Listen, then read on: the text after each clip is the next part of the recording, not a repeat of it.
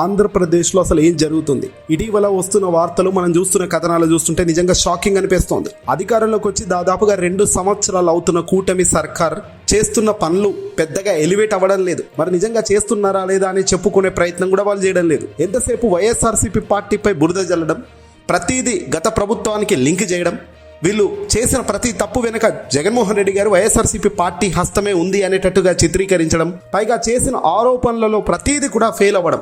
ఇప్పుడు ఏదైనా ఆరోపణ చేస్తే దానికి వాస్తవంగా దగ్గరగా ఉంటేనే కదా అది హిట్ అవుతుంది. అలా కూడా లేదు కనీసం. అంటే పూర్తిగా అవాస్తవాలను ప్రచారం చేయడం, వాస్తవం అనుకునేలా ప్రజలను నమ్మించడమే చేస్తుంది తప్ప కూటమి అధికారంలోకి వచ్చినప్పటి నుంచి చేస్తున్న ఏ కార్యక్రమం కూడా ప్రజల్లో పెద్దగా పేరు తెచ్చిన దాఖలాలైతే లేదు. కట్ చేస్తే ఇప్పుడు ఏకంగా చంద్రబాబు నాయుడు గారు కేంద్రంలోకి పోతున్నారు. ప్రధాని అవుతాడా, ఉప ప్రధాని అవుతాడా, ఇంకేమవుతాడో దేవుడు ఎరుగు, కానీ కేంద్రంలోకి అడుగులు పెట్టబోతున్నారు చంద్రబాబు నాయుడు గారు అనేది మాత్రం ఇక్కడ వినపడుతుంది.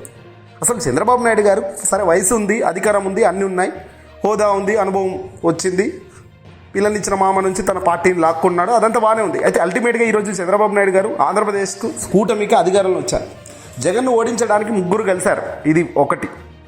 రెండోది ఏంటి, జగన్ కన్నా మంచిగా ప్రజల్లోకి మంచి పరిపాలన చేస్తేనే కదా మళ్ళీ జగన్ రాకుండా ఉంటాడు. లేకంటే జగన్మోహన్ రెడ్డి గారికి రేపు రాబోయే రోజుల్లో ప్రజలు ఓటేసే పరిస్థితి ఉండదు.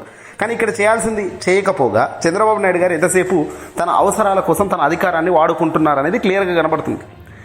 ఈ తరహా అవినీతి జరుగుతుందో చూస్తుంటే కళ్ళు చెదురుతున్నాయి. పెద్ద పెద్ద సంస్థలకు కోట్ల రూపాయలు ఆల్రెడీ ఉన్న సంస్థలను పిలిచి మరి ఇక్కడ కోట్ల రూపాయలకు సంబంధించిన భూములు వాళ్ళకు రూపాయికో 2 రూపాయలకో 10 రూపాయలకో ఇచ్చి పారేస్తున్నారు. మేము వాళ్ళకు అండగా ఉంటామని పైకి చెప్తూ తెర వెనకాల ఒక పెద్ద ఆర్థిక వ్యవస్థలను రన్ చేస్తున్నారు, ఫైనాన్షియల్గా లాభాలు పొందుతున్నారు అనేది వైసీపీ డిమాండ్ చేస్తుంది, ఆరోపణ చేస్తుంది, ప్రతిదీ ఎండగడుతూనే ఉంది. సరే, ఇలాంటి మంచి అవకాశాలు వచ్చినప్పుడు జనసేన పార్టీ అధినేత ఏం చేయాలి? అవకాశాలు అంటారేంటయ్యా అనుకుంటారేమో. తెలుగుదేశం పార్టీకి సంబంధించి చంద్రబాబు నాయుడు గారు ఇలా తప్పులు చేస్తున్నప్పుడు తన ఎదిగేందుకు స్కోప్ ఉన్న పవన్ కళ్యాణ్ ఎదగాలి కదా. కానీ ఈ ఆలోచన పవన్ కళ్యాణ్ గారికి లేదు.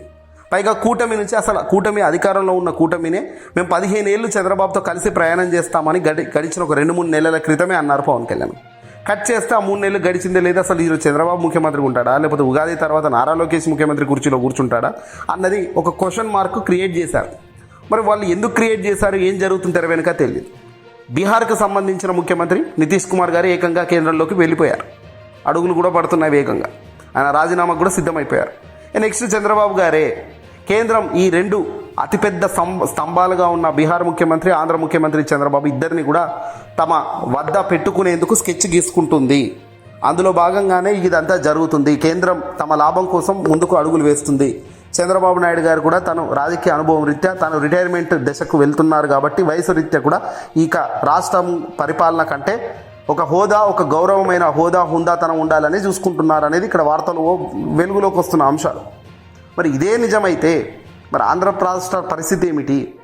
ఆ సూపర్ 6 ఏమిటి, సూపర్ 7 ఏమిటి? రాష్ట్రంలో అసలు జరుగుతున్న అవినీతి అరాచకాల శక్తికి అడ్డు అదుపు లేదు అనే దానికి ఎందుకు? అంటే రాష్ట్రాన్ని గాలికి వదిలేశారు అనే పదం ఇక్కడ వాడొచ్చు కదా, రాష్ట్రాన్ని వదిలిపెట్టబోతున్నారు అనేది వాడొచ్చు కదా. చంద్రబాబు గారు ముఖ్యమంత్రి హోదాలో ఉంటున్నారు, పవన్ కళ్యాణ్ని చూశారు, అందరినీ చూసి ఓట్లు వేస్తే ఈరోజు చంద్రబాబు పోయి ఢిల్లీలో కూర్చుంటా, నారా లోకేష్ చేతిలో సీఎం హోదా పెడతానంటే అసలు ఏం జరుగుతుంది ఆంధ్రాలో? పైగా పవన్ కళ్యాణ్ ఇప్పుడు చంద్రబాబుకు జై కొట్టినట్టే కుమారుడుగా ఉన్న నారా లోకేష్కు కూడా జై కొట్టాల్సిన అవసరం పవన్ కళ్యాణ్కి ఏముంది?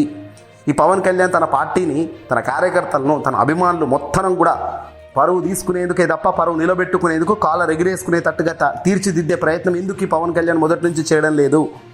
డిప్యూటీ సీఎం హోదాలో కూర్చున్న పవన్ కళ్యాణ్ నారా లోకేష్కు మద్దతుగా ఈరోజు నారా లోకేష్ ముఖ్యమంత్రిగా అవుతే ఈయన డిప్యూటీ ఉప ముఖ్యమంత్రిగా ఈయన కూర్చొని ఈయన రాజకీయం చేస్తాడా? మరి ఇదంతా చూస్తున్న పవన్ జనసేన సైనికులకు కానీ, జనసేన పార్టీకి సంబంధించిన వ్యక్తులకు కానీ నిజంగా ఇది కరెక్టే అనిపించేటట్టుగా ఉందా ఈ పరిణామాలన్నీ కూడా? మరి ఇవేవి కూడా జగన్మోహన్ రెడ్డి గారికి నష్టం చేయవు. వైఎస్ఆర్సీపీ పార్టీ అఖండ విజయంగా ముందుకు దూసుకెళ్తుంది. ఏ చర్యకు అడుగులు పడ్డా కూడా ఇప్పుడు తటస్థంగా ఉంటేనే జగన్మోహన్ రెడ్డి గారి క్రేజ్ రోజు రోజుకు పెరుగుతున్న దశ చూస్తున్నాం మనం. చంద్రబాబు ముఖ్యమంత్రిగా ఉంటేనే జగన్మోహన్ రెడ్డి గారు చేసే ఏ ప్రయత్నాలు కూడా ఆయన తిప్పికొట్టే కార్యక్రమం చేయకపోగా అడ్డంగా దొరికిపోతున్నారు అబద్ధాలతో, కుట్రలతో, మాయలతో, మంత్రాలతో. మరి ఈరోజు జగన్మోహన్ రెడ్డి గారికి గనక, చంద్రబాబు గనక రాష్ట్రాన్ని దాటి పక్కకి ఎక్కడైనా పోతే జగన్మోహన్ రెడ్డి గారి వైపు ప్రజలు నెక్స్ట్ జగనే అంటారు కదా. మీరు కూటమిగా 100 మంది ఇక్కడ ఉన్నా కూడా ఇక మీ ముఖాలు ఎవరు చూసే పరిస్థితి ఉండదు కదా. అసలు ఇప్పటికే 2029లో ముగ్గురు కలిసి నిలబడితే ఖచ్చితంగా గెలిచేందుకు సిద్ధం అంటున్న జగన్మోహన్ రెడ్డి గారు ఇక్కడ మరి మీరు అసలు ఉన్న అధికారంలో నుంచి పక్కకు జరుగుతానంటే ఇంకింత ప్రెషర్ మీరు లోన్ అవుతున్నట్టే అవుతుంది, పార్టీ డ్యామేజ్ అవుతూనే ఉంటుంది. ఆల్రెడీ ఇప్పటికే అధికారంలోకి వచ్చిన ఈ 2 సంవత్సరాల్లోనే పూర్తి స్థాయిలో డ్యామేజ్కి రంగం సిద్ధం చేసుకున్నారు. మరి దాన్ని ఎలా రిట్రాక్ట్ చేయాలన్న ఆలోచన కూడా లేదు. ఎంతసేపు ప్రజలను ఇబ్బంది పెట్టడం, ప్రజలకు సంబంధించిన రావాల్సినవి రాకుండా మీకు సంబంధించిన రావాల్సిన ప్రతిదీ దృష్టి పెట్టడం కనబడుతుంది. ఇక పవన్ కూటమిని వీడుతాడా? ఇప్పటికైనా పవన్ కళ్యాణ్కి జ్ఞానోదయం అయితే చాలా మంచిది అంటున్నారు జనసేన సైనికులు, జనసేన అభిమానులు, పవన్ కళ్యాణ్ వ్యక్తిగతంగా ఇష్టపడే వాళ్ళు. ఎందుకంటే అవకాశం వచ్చినప్పుడు రాజకీయం ఎలా చేయాలన్నది చంద్రబాబే మనకు ప్రకృతికి పరిచయం చేశారు. చరిత్రలో ఒక్కసారి చూస్తే చంద్రబాబు నాయుడు గారు పిల్లనిచ్చిన మామ దగ్గర వెన్నుపోటు పొడిచి తన పార్టీని లాక్కుని తను ఈ స్థాయికి వచ్చారన్నది వాస్తవం. అది ఎవరు ఒప్పుకున్నా ఒప్పుకోకపోయినా జరిగిన పరిణామాలు అవే. మరి అలాంటప్పుడు పవన్ కళ్యాణ్కి ఈరోజు మంచి స్కోపు, మంచి వ్యాక్యూమ్ క్రియేట్ అవుతుంది. మరి ఇలాంటి వ్యాక్యూమ్లో కనీసం ఎవరి పొత్తులు లేదు, నా స్టామినా నేను చూసుకుంటా, గెలుస్తా ఓడిపోతా ఒక్కటైనా అని బయటకు రావచ్చు కదా. అంటే పవన్ కళ్యాణ్కు తన వ్యక్తిగతంగా వీళ్ళందరి ముందు నిలబడేంత శక్తి సామర్థ్యం లేదు. పైపెచ్చు చంద్రబాబుతోనే తాను ఇబ్బంది పడుతున్నాడు. ఇక జగన్మోహన్ రెడ్డి గారి దేవుడు ఎరుగు. జగన్మోహన్ రెడ్డి గారి దరిదాపుల్లో కూడా పవన్ రాలేకపోతున్నాడు. అంటే పవన్ కళ్యాణ్ అసలు రాజకీయాల్లో ఉండి కూడా అసహనంగానే ప్రస్తుతం తన బిహేవియర్ ఉంది. డిప్యూటీ సీఎం హోదాలో ఉన్నా కూడా పవన్ కళ్యాణ్ ఫేస్లో ఆ కళ చాలా వరకు తగ్గిపోయింది. పవన్ కళ్యాణ్కి సంబంధించిన ముఖంలో ఆ హుందాతనం రోజు రోజుకు తగ్గుతుంది. ఏదో తాను ముందుకు నెట్టుకొస్తున్నాను అన్న భావన క్లియర్గా కనబడుతుంది. తనకి ఇష్టం లేకపోయినా ఓకే అని అనక తప్పని పరిస్థితుల్లో నేను ఉన్నాను అని తట్టుగా తన ముఖం కనబడుతుంది. వీటికి వెరసి కారణాలు ఏవైనా ఉండొచ్చు, కానీ పవన్ ఫేస్లో ఆ వ్యత్యాసం అయితే క్లియర్గా కనబడుతుంది. అనుభవం ఉంది, రాజకీయం ఉన్నది అంటే అది వేరు, కానీ ఇటు ఒక వైపున పవన్కు అనుభవం లేదు. పైగా వచ్చిన ప్రతి అవకాశాన్ని తాను ఎలా వాడుకోవాలో తెలియక సతమతం అవుతూ ప్రతి నిమిషం ఒకరి డైరెక్షన్లోనే, ఒకరి యాక్షన్లోనే తాను సినిమాలో ఎలాగైతే నటిస్తామో అది రాజకీయాల్లో కూడా నటించే కార్యక్రమమే పవన్ చేస్తున్నారు. ఇష్టమైన పని చేసినప్పుడే పట్టుదల ఉంటుంది. ఈరోజు జగన్మోహన్ రెడ్డి గారు కాంగ్రెస్ తనను ఇబ్బంది పెడుతున్నప్పుడు తను ఒకటే అనుకున్నారు, అయితే అయింది, పోయితే పోయింది, పార్టీ అయితే పెడతాను, తండ్రి పేరు చాలా పెద్దగానే ఉంది, కష్టపడతాను, నిజాయితీగా ఉంటాను, నా మాట మాత్రం పర్ఫెక్ట్గా ఉంటుంది, ఏదైతే మాట చెబుతానో ఆ మాట చెప్పేటప్పుడే ఆలోచించి చెబుతాను, అడ్డగోలుగా మాట్లాడను, రాజకీయ అవసరాల కోసం ముందుకు పోను, అయితే అవుతుంది లేదంటే లేదు, కానీ చేసేది మాత్రం నీతిగా నిజాయితీగా చేస్తాను అనుకున్నాడు. అదే ఈరోజు ఆయనను కాపాడుతుంది కదా. అదే ఈరోజు ఆయన ఓడిపోయినప్పటికీ కూడా ఆయనను నిలబెడుతుంది కదా. ప్రజలు ఓడిపోతే సాధారణంగా వ్యక్తి క్రేజ్ తగ్గుతుంది. ఈరోజు తెలంగాణకు చూస్తే బీఆర్ఎస్ పార్టీ ఓడిపోయిన తర్వాత కేసీఆర్ ముఖం కూడా ప్రజలు ఈ పొద్దు 10 సార్లు చూడలేదు. కేసీఆర్ కూడా పెద్దగా కనెక్షన్ తెగిపోయింది.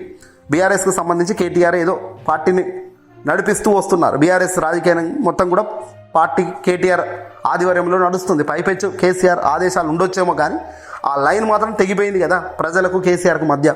మళ్ళీ తిరిగి ఆ లైన్ రాబోయే రోజుల్లో వస్తుందా అంటే చూడాల్సిన అవసరం ఉంది. కానీ ఇక్కడ అది కాదు. అధికారం కోల్పోయినా కూడా జగన్మోహన్ రెడ్డి గారికి 1% కూడా ఎక్కడ క్రేజ్ పెరిగేదే పరిస్థితి కాదు, తగ్గిందే లేదు. ప్రజలు ఒక పెళ్లికి పోయినా, ఒక సినిమా హాల్కు పోయినా, ఒక సింపుల్గా ఎక్కడికైనా పోయినా కూడా జగన్మోహన్ రెడ్డి గారికి వేల సంఖ్యలో రోడ్ల మీదకి వచ్చి ప్రజలు బ్రహ్మరథం పడుతుండడం అంటే ఒక ప్రతిపక్షంలో ఉన్న వ్యక్తికి ఇలాంటి బ్రహ్మరథం పట్టే కార్యక్రమం చరిత్రలో ఎన్నడూ చూడలేంది. ప్రస్తుతం అధికారంలో ఉన్న రాజకీయ నాయకులకు కూడా అలాంటి ఫేమ్ లేకపోవడం వల్ల మనకు జగన్మోహన్ రెడ్డి గారికి అది అపారంగా కనబడుతుంది. ఎందుకు ఈ వ్యక్తికి ఎందుకు వస్తున్నారు, నిజంగా డబ్బులు ఎక్కడైనా ఇచ్చి వస్తున్నారా అంటే ఇప్పటిదాకా ఎక్కడ దాఖలా లేవు, ఎక్కడ దొరికింది లేదు డబ్బులు ఇచ్చి వస్తున్నట్టుగా. వాస్తవానికి ఎన్నికల సమయంలో మాత్రమే పైపెచ్చి ఏ పార్టీకి ఎంత స్టామినా ఉందో చూపించుకునేందుకు ఖర్చు పెడుతుంటారు పిలిపించుకుని. కానీ ఈరోజు జగన్మోహన్ రెడ్డి గారి ప్రేమకు, ఆప్యాయతకు, కేవలం ఆయన మాటలకు, కేవలం ఆయన మంచితనానికి, కేవలం ఆయన బిహేవియర్కు, ఆయన క్యారెక్టర్కు మాత్రమే ఫిదా అవుతున్నారు చాలామంది. రాజకీయం కోసం కాదు ఆయనతో ఉండేది.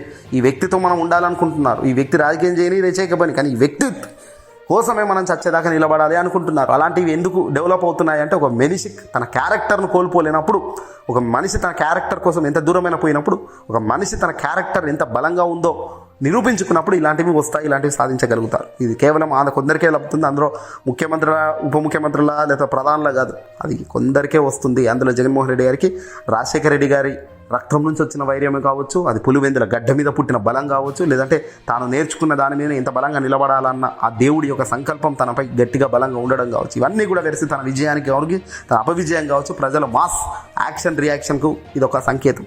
ఏదేమైనప్పటికీ కూడా ప్రజలకు కావాల్సింది నాయకుడు ఎలా ఉండాలి, ప్రజలకు మేలు చేసే నాయకుడు ఉండాలి, ప్రజల వైపు ఆలోచించగలిగిన రాజకీయ నాయకుడు ఉండాలి, ప్రజలకు ఏదైనా కష్టం వస్తే అండగా ఉండే రాజకీయ నాయకుడు కావాలి తప్ప ఎవరి అవసరాలు వాళ్ళు చూసుకునే రాజకీయ నాయకుడికి ఎప్పుడు కూడా అవకాశాలు ఉండవు. చంద్రబాబు గారి చరిత్ర ఏ పైపెచ్చి ఎప్పుడు గెలిచినా ఏ రకంగా గెలిచిన పొత్తులతోనే, ఏది గెలిచినా ఒక లింక్తోనే తప్ప ఏ లింకులు ఇవ్వకుండా ప్రజలు తనను బ్రహ్మరథం పట్టిన రోజు దాఖలాలు లేవు చరిత్రలో. వీడియోని అసలు లైక్ కొట్టి షేర్ చేయండి.